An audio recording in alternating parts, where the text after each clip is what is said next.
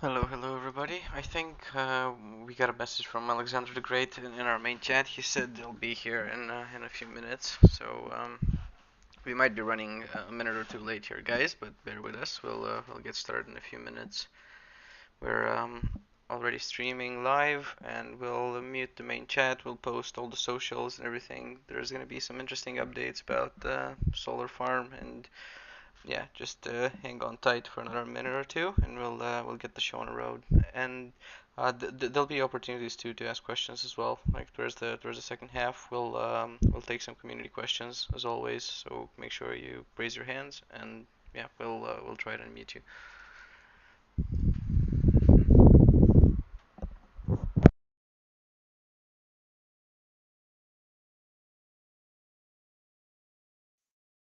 Okay, awesome. So we'll just give it a couple of minutes and we should be ready to start the AMA. Yep. I think Alexander's gonna be the only one joining from the team. I'm not sure if anybody else is in here. If you are in here, guys, raise your hands, and we'll unmute you.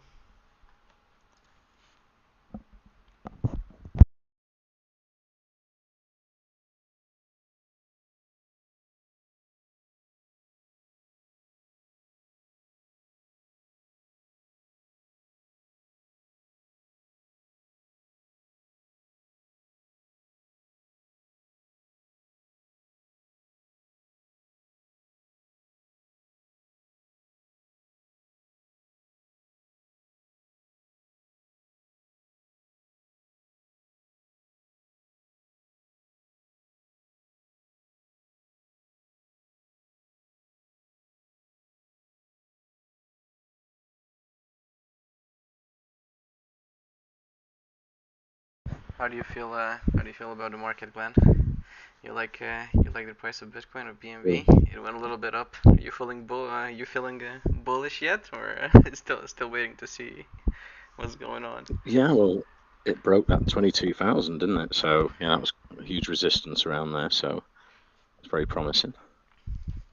Definitely. Yeah, I mean, the stock exchanges are doing well, so it sort of links in with that. So we see how the stock exchange, if I see the stock exchange go down a couple of percent, I might sell and you see if there's a dip and things like that, on train.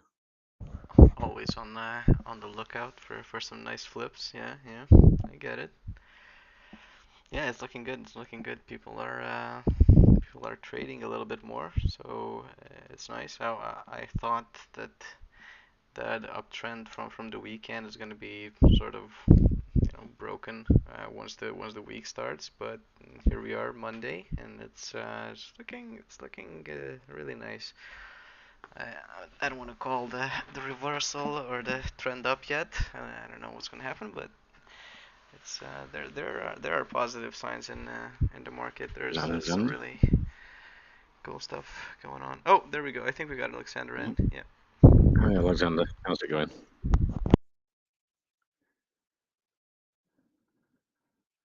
We've unmuted you there. Alexander, are you there? Hello, can you guys hear me all right? Yeah, I can hear you, Alexander. How's it going? Awesome. Yeah, all good. Sorry, I'm a bit late. Traffic sort of overran. There's a bridge issue. Oh, that's okay. It's great to have you back again for our third AMA with Solar Farm Miner. Right, if you're ready, Alexander, I'll start the record and introduce you, and we can go straight into the Solar Farm Miner project.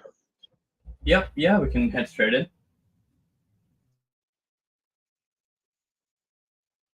Hello to the WorldCoin Talk community. I'm Glenn, your host today for our third AMA with Solar Farm Miner. Solar Farm Miner is building an ecosystem of a token, 2 miners, the latest being V2, and that's 20 days old. It's built on a unique smart contract with anti-dump, base abuse, and spam abuse features to make their miner far more sustainable for the long term, with utility planned for a Metaverse casino and more in the future.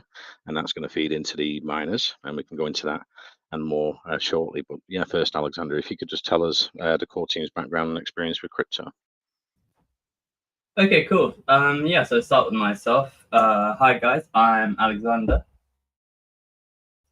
I'm the owner of Solar Farm Miner. My background essentially from a work perspective is that I work in investment banking. within the equity derivatives department at JP Morgan Chase. Academically, my background is in mathematics, and my role in the project is more so from a project management sense, ensuring everything's running and on target as per usual, as well as having tokenomic input. Other than that, I've worked on various large-scale projects such as open forks and farming as a service protocol. Sorry. Next up, we have Zips. Zips is our primary developer. Zips is a common name in BSc, having developed Dogex. His specialty is in computer science. He's been a full-stack developer for a number of years, and he is an incredibly quick and efficient developer with great communication skills. He's always available in the chat and such to answer any questions, technical or otherwise. So that's Zips. Next up, we have Moneyfest. Moneyfest's background is in marketing and advertising from an educational standpoint, and he is our primary marketer. He's been securing a number of huge partnerships, such as Wanda Nara, wife of Mauro Icardi, who's a famous footballer who plays with Messi, as well as various YouTube, Telegram, and Twitter-based promoters. And lastly, we have DeFi Gorilla. DeFi's background is essentially in business development, having worked for numerous large-scale institutions as a business development manager. And he sort of transferred all those skills into crypto and decentralized finance as a whole. And essentially, what DeFi brings to the table is large networks and connections between projects within various different blockchains. So that's a quick summary of ourselves as a team and our background and experience. Yeah, awesome, Alexander. Yeah. So maybe if we can start for investors that haven't used miners before, how a miner works and how yours differs compared to the classic miner, because it's a unique contract with some unique features for investors. Yeah. Okay, cool. So essentially how a miner works is that you go to our website, app.solarfarm.finance, and you take your BNB and you deposit your BNB. And after depositing your BNB, you'll get solar panels. And with these solar panels, over time, you generate what's called power. And with power, you have two options. You can either compound your power to get back more solar panels, increasing your passive income, or you can sell your power to get back BNB. That as a whole is how a protocol works and how a miner works. And yeah, can we go into how the miner in yours is unique? It's a smart contract that Exip's built, and how it differs to your average miner. Okay, cool. Yeah. So to talk a little bit more about that, I'll start by introducing our V2 miner. So essentially, what we've done is we've got a V1 miner and a V2 miner. Now, what those of you guys who have had experiences with miners would know is that a lot of miners have died out. A lot of miners are no longer functioning anymore, or they're just inflated to oblivion. And essentially, we took on our community feedback. We took on, what we observed from other miners dying out. And through polls that were answered by community and ideas generated by Zips, we essentially built a V2 miner. We believe this is, the ultimate form of the miner meta and the miner contract in itself. And essentially how we differ is we have a bunch of really cool mechanisms that are in place to, one, combat inflation, number two, reduce sell pressure, and number three, create an ecosystem where smaller and larger investors can coexist. So I'd like to go into some of these mechanisms. So first and foremost, we have what's called fresh value. Now, most projects in crypto, whether that's a token or a miner, it's really difficult to measure, how much has someone put into a protocol and how much has someone taken out. To create an ecosystem where, large and small investors can all survive together, you have to make sure that, one person can't just put in a BNB, take out 100 straight away. That's inherently quite unfair. So we've got a metric called fresh value. Now, what fresh value does is that it simply measures your net deposit into the miner and your net withdrawal from the miner. And essentially what you have with our protocol is what's called an allowance. Now, let's say I deposit 5 BNB. My fresh value is 5 BNB, right? My allowance is 5 times my fresh value. Because my fresh value is 5 BNB, my allowance therefore would be 25 BNB. Now this brings me on to our first mechanism, which is base abuse. If I sell more than my allowance, I face a 50% penalty. To better illustrate this, let me run you through an example. Let's say that I deposit 5 BNB, my allowance is 25 BNB. Up until I take out 25 BNB, I don't face any penalties, right? So I can take out, up to my 25 BNB over time, no penalties. However, let's say I've already taken out 25 BNB, and then I take out another 10 BNB. From that 10 BNB, I will only get back 5 BNB because of the base abuse mechanism, giving a 50% tax. Now, this tax stays in the TVL. So essentially what this results in is that it's just a fairer distribution of profit. You don't get scenarios where, those who got in super early have a massive advantage, and they're essentially, the ones that are putting in a BNB, taking out 100 or 200 BNB, which is what you've seen in other miners. So that's how the first mechanism works, and this is why we implemented it. The next mechanism is called anti-dump. Now, another problem a lot of miners are having is that someone could put in a large amount, so let's say 100, 200 BNB deposit, which is great. However, when that person takes out, 250, 150, 250 BNB, that's really negative and damaging to the protocol. Essentially, you don't want people to, one, take out huge amounts of TVL in one transaction, and number two, you don't want people to take out, much higher than their initial in one transaction either. So what we've got is a mechanism called anti-dump, where if you sell more than your fresh value, you face a 50% tax and a 25% panel reduction. So let's go back to our example where I put in 5 BNB. If I sold more than 5 BNB in one transaction, so let's say I sold 10 BNB in one transaction, I would face no penalty on the 5 BNB. Thereafter, I would face 50% tax. So I get 5 BNB, no tax. The remaining 5 BNB, I'd face a 2.5 BNB tax and a 25% panel reduction, so I have less influence over the protocol. This is in place, a lot of miners died out because their large depositors took out huge sums, and essentially that created a lot of TVL fluctuations, a lot of panic, and the miner ceased to exist. That's why the second mechanism is in place. It essentially guarantees a sort of steady TVL growth. The next mechanism, to explain the next mechanism, I'll introduce the compounding mechanism, how the compounding works. So now imagine a normal token. There's no real way that, let's say someone holds Shiba Inu. There's no way to reward someone who's held that token for 6 months, It is very difficult to do with a normal token. And, other miners also have really struggled to pick up on how to, really reward your loyal holders.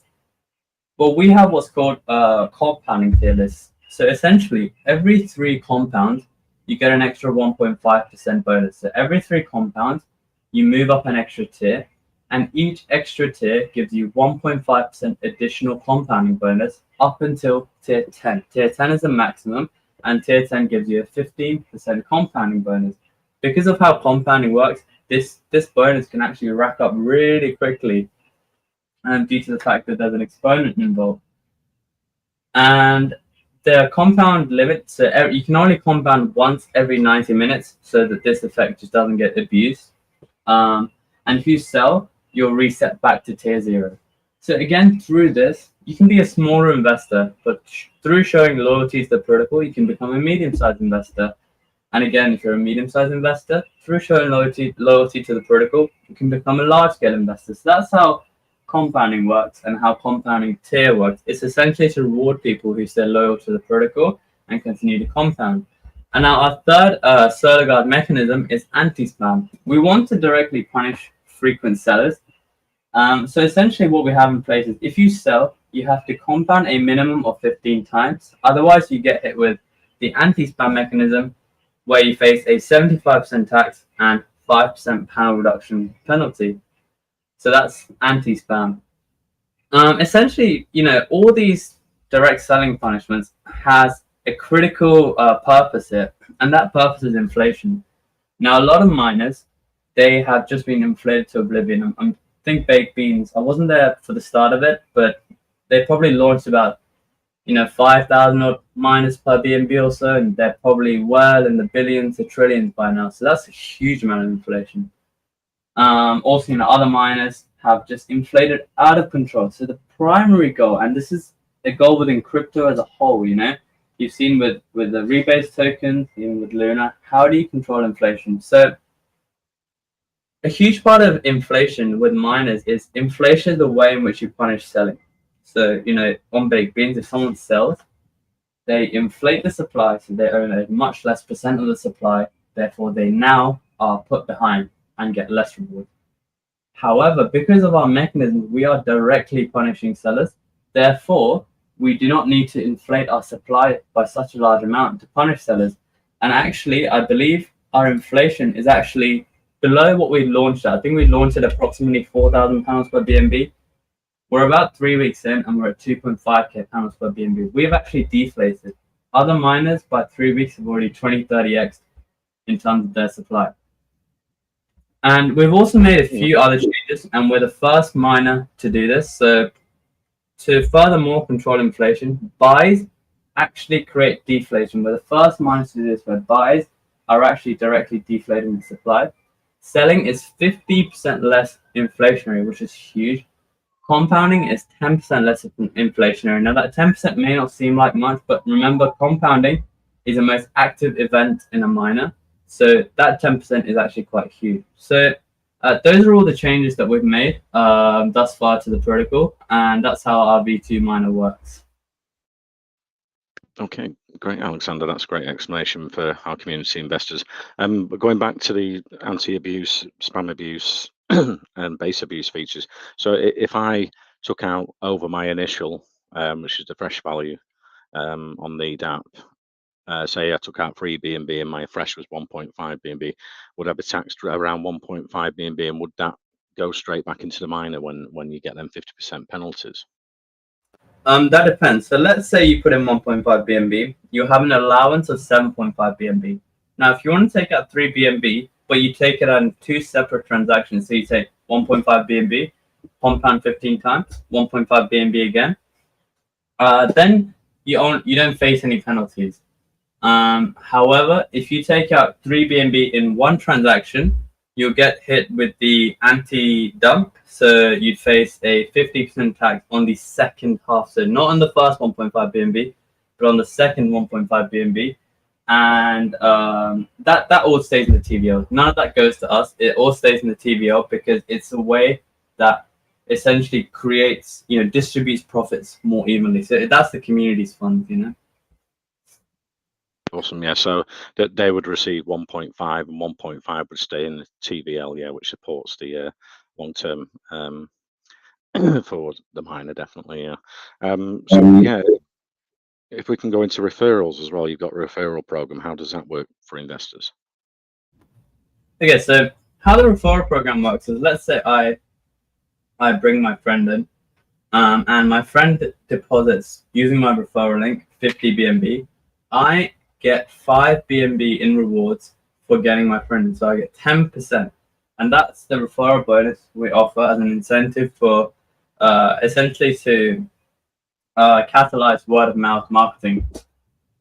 Now, we've had a lot of feedback from V1 that you essentially get a lot of referrers, and they don't take any risks. They're not active participants in the protocol, and they just end up dumping on everyone. So we thought, how can we sort of make this mechanism more unique so that we continue to incentivize referrers. However, referrers also have to directly interact at least a little bit with the protocol and see how things work. So we've got another mechanism for that called anti-outside. And now remember, fresh value measures your net deposit and net withdrawal. And let's say I referred 50 BNB. I referred my friend. My friend deposits 50 BNB. I receive 5 BNB. Now, if I don't deposit anything, my fresh value is 0. My allowance is 0. So if I take out 5 BNB, I get hit with the base abuse tax, so I lose 50% of that. However, if I deposit 1 BNB, my allowance is 5 times my deposit here, so it's 5 BNB, and then I can take out my 5 BNB without any penalties. So essentially what we're doing is we're still continuing to incentivize what has been a very, very successful referral scheme. However, we also have mechanisms in place to ensure that those who essentially make the most profit are referrers as well as investors, that our referrers have to at least in some way interact with the protocol. Okay, great, Alexander. And how does the token work in the ecosystem with the miners? And you're also building a Metaverse casino, which will feed some of the profits back into the miners in the future as well. Correct. So we have a token within the ecosystem called a solar farm token. The first functionality of the token is that it features an 8% tax. 3% goes towards the miner. 3% goes towards marketing. And critically, 2% goes towards an externally traded treasury. Now, within the externally traded treasury, what you essentially get is that we take this treasury and we deploy it onto other protocols. Let's say there's 100 BNB in the treasury. We deposit it into delta neutral and risk-weighted farming strategies, and let's say that makes 10, 15 BNB profit a month. We bring that back and we feed it into the miners. So there in itself, the miners make profit external to the treasury, external to always needing new investors going into the miner. So that's part one of the token's main features, is adding sustainability through the 2% tax, which gives us a treasury that's externally managed to bring in funds outside of solar farm miner ecosystem. Number two, the token itself is an exchange mechanism with the casino. Now, to better explain this, I'll go through an example where, let's say that a spin in the slot machine is either 1 BNB or 10,000 solar farm tokens, and that's just a rough example, rough numbers. It will be confirmed closer to the casino release date. So if 10,000 solar farm tokens is then cheaper than 1 BNB, people will continue to purchase solar farm tokens, and they'll continue to purchase solar farm tokens until 10,000 solar farm tokens is equal to 1 BNB, because otherwise it's just a cheaper exchange rate, right? Cheaper entry. And if it's more expensive, the natural sell pressure of the token being the native reward token of the casino would take it back down. So through this, we essentially create a really cool dynamic peg, where by assessing the casino's volume and the casino's daily volume and how hyped it is, how big the community is, we can always change this exchange rate to slowly grow the price floor and the market cap floor of the token itself. And remember, all this volume is continuing to drive, one, driving TVL directly into the miner with the 3% tax. Number two, the 2% tax going towards the treasury, which is managed to bring in even more money. So through that sense, it's also directly feeding the miner. Now, the main purpose of these casinos is that, like all casinos, we have a house edge. And with the house edge, we essentially turn a profit. And this profit is fed back both into the V1 miner, which is going to be 20%, V2 miner, which is going to be 30%, and then 50% back into the buyback of the token itself. So by having this mechanism, we again create another source of revenue external to always needing new investors in the miner. So that's a little bit on how the token works and how the casino works. Awesome. And what sort of games are you planning for the casino? Are you looking at maybe poker tournaments as well, where you take a rake, and slot machines and roulette, things like that? Yeah, so first and foremost with the Metaverse, and I believe we are pretty much in the final stages of the Metaverse at the moment. So we should be looking for a release date within the next week or two. Is going to be, so phase one of the Metaverse is going to be the interactability with the dApp. So essentially all the stuff you can do on the dApp, such as depositing BNB, purchasing panels, compounding your power, selling your power, you can do that in this really cool Metaverse environment, which is awesome. Number two, phase two, is going to be our two really popular casino games, which are Crash and FOMO 3D. Our version of it, which is going to be called Solar Ship and Battery Cell. The third phase of the Metaverse will be Lightning Roulette, so a different sort of variation of the standard roulette wheel, and we're also going to have slot machines. And the fourth phase in the metaverse is going to feature multiplayer poker, things like cash games and sit and go tournaments. And then sort of after that, we're going to sort of look to venture into customizable character NFTs and such. However, that section of the roadmap is more free flowing and still to be decided. Okay, great. And going back to the token, you said like 3% from buy and sells goes into the TVL of the miner. Is that done automatically, or is it manually done when it builds to a certain level and then you put that back into the miner? It's automatic. And have you had a audit on the smart contract for the miners and the token? Both V1, V2 miners are audited, and so is the token. I'm also KYC'd as well with safety audits, and yes, I've handed my credentials over. I've got audits on both miners as well as the token contract. Okay, awesome. And I know you're marketing nearly every day. For transparency, I am invested in Solar Miner quite early on when they came a few days before the launch of the miner. I think it's been going really well. The community's been building. I pop in every now and again.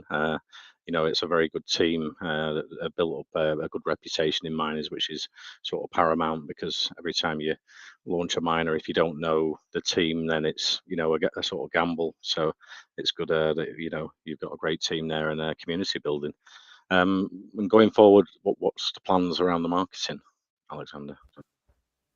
Yeah, so regards to marketing, what Moneyfest has essentially done is nothing short of incredible. He's used the funds we've allocated to him very, very effectively to get out this level of marketing in what's been a really horrendous market where Bitcoin is essentially half from when we started.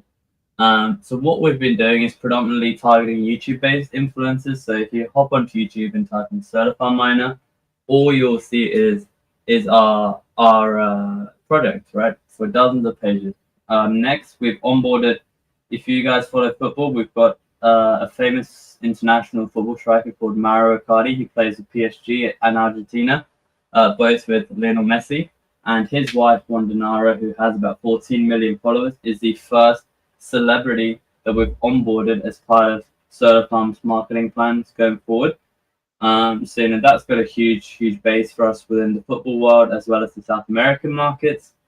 We've also been going through and doing multiple AMAs every single day, and that's not just with the Western communities. So we've also been targeting communities that are predominantly of German from Germany, Eastern Europe, Chinese groups, Indonesian groups, Japanese groups. So not only are we doing all this marketing, we're also targeting different regions of the world, different communities, and expanding our global outreach as well. So that's more on what's been going on. And what's yet to come is that once we've solidified our metaverse, we'll be looking to essentially build more project-based partnerships. We are a product that's been doing really well in what's been a really poor market, and especially as a recent market is looking to rebound.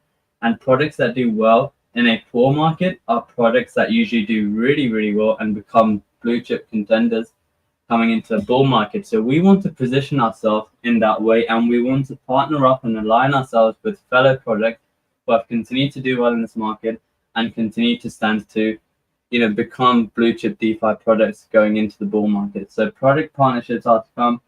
More celebrity influencers like Wanda Nara, however, from different regions such as Chinese celebrities and such.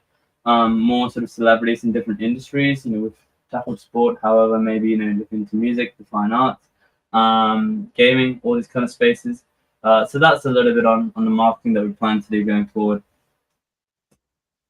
Okay, awesome, Alexander. Yeah, I saw that you went to Coin Nation the other day. It's a German AMA group that's partners with us, and we've had them in for fireside chats to talk about communities and AMAs and that sort of thing in the past. They're a really nice group.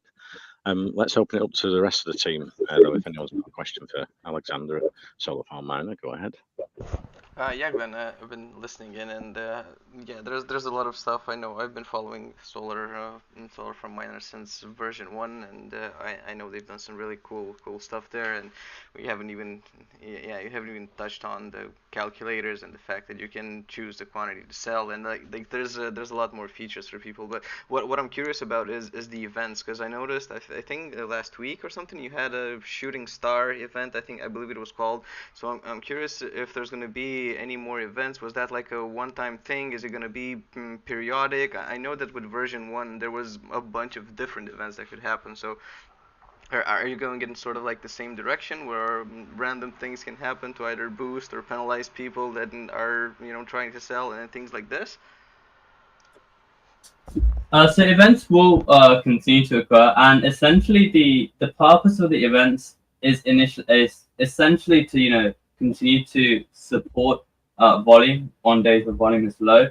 It's the way we constructed the protocol is to essentially utilize these events to continue the growth of the protocol, and especially as other miners were dying out, supernova, hypernova, and things really made V1 succeed. And we will be continuing with the event, especially as we continue to build up towards the Metaverse, the Launchpad, and things. And it's also really up to the community. One of the predominant reasons why we stopped doing Supernova and Hypernova was that the vast majority of the community, I believe, was really against it. However, we had better feedback on things like Shooting Star. So, going forward, we will be running events. The exact direction of the event is not only decided by the team, but also based on the feedback of the community as well. But yeah, it is something that we'll be looking to do going forward as well. Yeah, nice. I like it. I like it. I quite enjoyed the events on version 1. I know there were like mixed arguments and all that, but I think these kind of events can be super exciting for people. Yeah, it's looking good. Thank you. Thanks. The questions empty. Let's move to investor questions. Western Beach, you had a question for Alexander here at Solar Farm Miner. Go ahead. Yeah, thanks, Glenn. Hi, Alexandra. It's a great explanation. But the only question I actually have, you've covered based on most of the questions I have concerning the calculation. The only question I have was that I tried directly putting your link into my Trust wallet, but it wasn't going through. But when I put it on a regular browser, I was able to connect my wallet through that browser. So I don't know, is there a fix for this? Because I think I'm more comfortable going through my wallet, or is there any other wallet that you actually support? I believe Trust Wallet generally does work for most of our customer base, but if you hop into our chat and ask one of the mods, our developers can get in touch with you and help you resolve that.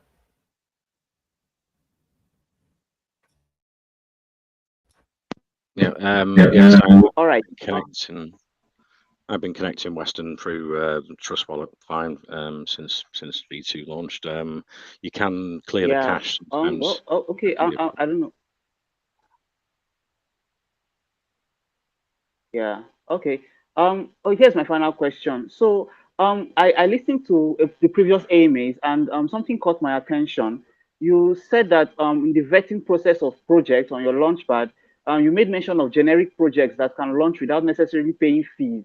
Have you guys revisited this idea, and how would you ensure credibility for this category of projects? So essentially with the Launchpad, we're going to have different sort of tier lists of projects, right? A lot like how PinkCell do it.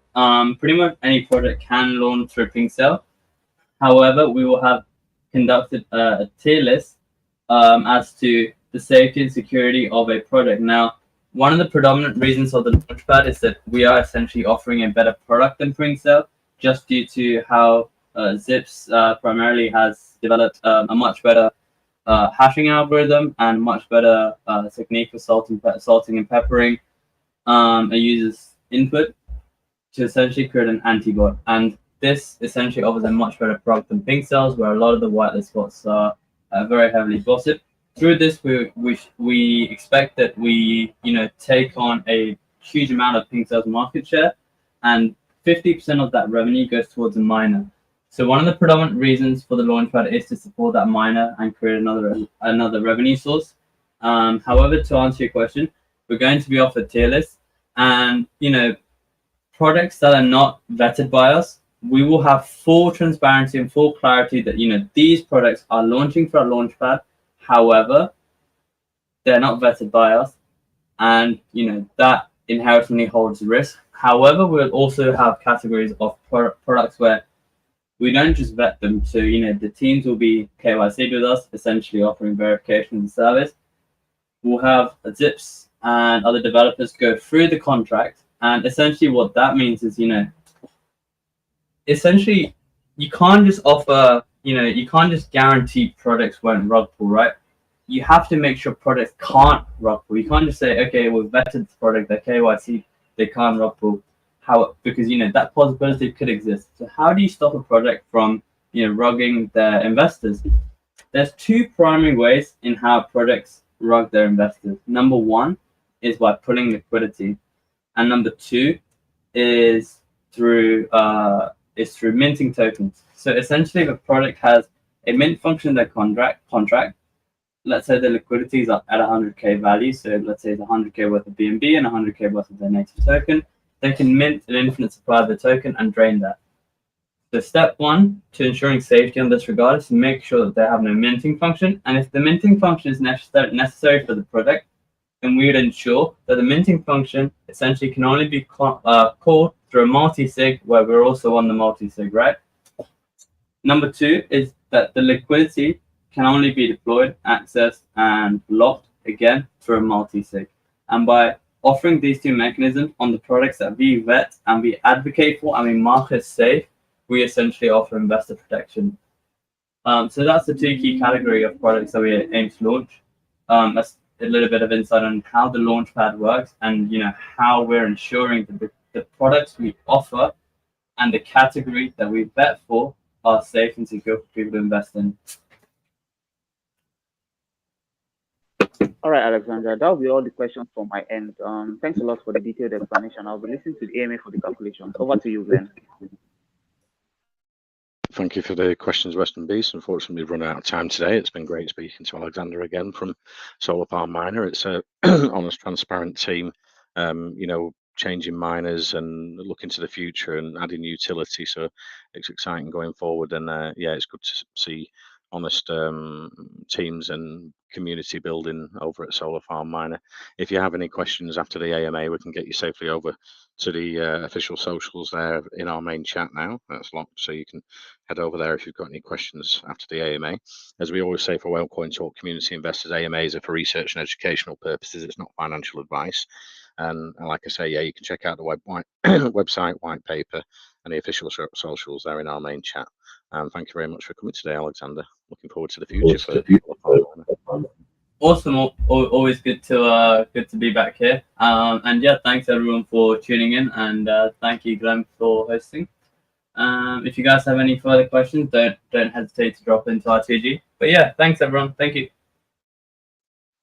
Thanks, Alexander, and take care. I'll finish a record and send over a copy for you to share with your community, and I'll send that into the main chat for our investors. Brilliant. Thanks, guys. Thank you. Bye.